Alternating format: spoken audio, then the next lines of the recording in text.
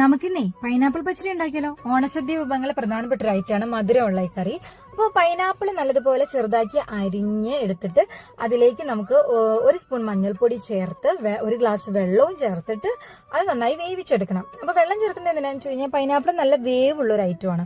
അപ്പോൾ നന്നായി വെന്ത് കിട്ടിയാലും നമ്മുടെ ഈ കറിക്ക് അതിൻ്റെതായിട്ടുള്ള ഒരു കൺസിസ്റ്റൻസി കിട്ടുള്ളൂ. അപ്പോൾ ഇത് അടച്ചു വെച്ച് കുറച്ച് നേരം വേവിക്കണം. എന്നിട്ട് അതിന്റെ വെള്ളമൊക്കെ വറ്റിച്ചെടുത്തതിന് ശേഷം നമുക്ക് ഇതിലേക്കുള്ള അരപ്പ് തയ്യാറാക്കി ഒഴിക്കാനായിട്ട്. അപ്പോൾ അരപ്പിനായിട്ടുള്ള തേങ്ങ, ജീരകം, പച്ചമുളക് ഒക്കെ എടുത്തിട്ട് ആദ്യം ജസ്റ്റ് ഒന്ന് ക്രഷ് ചെയ്ത് കൊടുക്കുക. ആ ക്രഷ് ചെയ്തതിലേക്ക് നമുക്ക് 1 കപ്പ് തൈര് എടുത്തിട്ട് അതിന്റെ പകുതി ഭാഗം നമുക്ക് ഈ തേങ്ങാക്കൂട്ടിലേക്ക് ഒഴിച്ച് നല്ല മഷി പോലെ അരച്ചെടുക്കണം.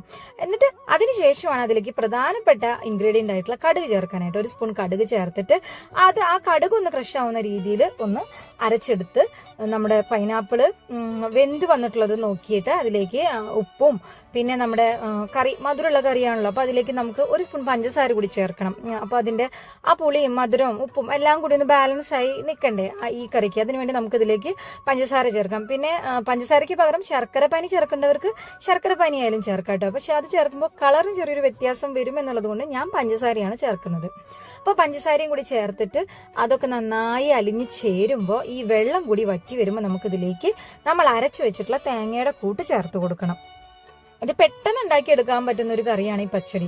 അപ്പൊ ഈ തേങ്ങാക്കൂട്ടും കൂടി ചേർത്തിട്ട് നമ്മുടെ മിക്സി കഴുകിയിട്ടുള്ള കുറച്ച് വെള്ളം കൂടി ചേർത്ത് അതും കൂടി ഒഴിച്ചു കൊടുക്കുക.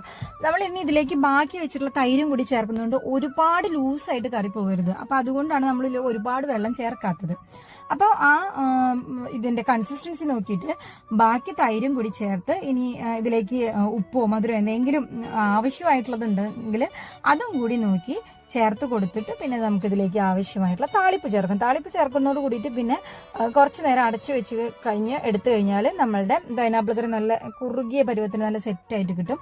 അപ്പോൾ പാനിലേക്ക് വെളിച്ചെണ്ണ ഒഴിച്ച് ചൂടായി വരുമ്പോൾ നമുക്കതിലേക്ക് കടുകും വറ്റൽമുളകും കറിവേപ്പിലയും ഒക്കെ ഇട്ട് അത് പൊട്ടിച്ചെടുത്തിട്ട് നമ്മുടെ പൈനാപ്പിൾ പച്ചടിയിലേക്ക് ഒഴിച്ചു കൊടുക്കണം. അപ്പൊ നല്ല ഭംഗിയുള്ള എന്താ പറയാ നല്ല ബ്രൈറ്റ് ആയിട്ടുള്ള മഞ്ഞ കളറിലുള്ള മധുരവും പുളിയും ഉപ്പും എരിവും ഒക്കെ നല്ല ബാലൻസ്ഡ് ആയിട്ടുള്ള നമ്മുടെ പൈനാപ്പിൾ പച്ചടിയുടെ തയ്യാറായിട്ടുണ്ട്. അപ്പോൾ ഓണത്തിന് എല്ലാവരും ട്രൈ ചെയ്ത് നോക്കണം. ട്രൈ ചെയ്ത് നോക്കിയിട്ട് അഭിപ്രായങ്ങൾ അറിയിക്കണം. മറ്റൊരു വീടുമായി നമുക്ക് ഇനിയും കാണാം. അതുവരെ എല്ലാവർക്കും ടാറ്റാ ബൈ.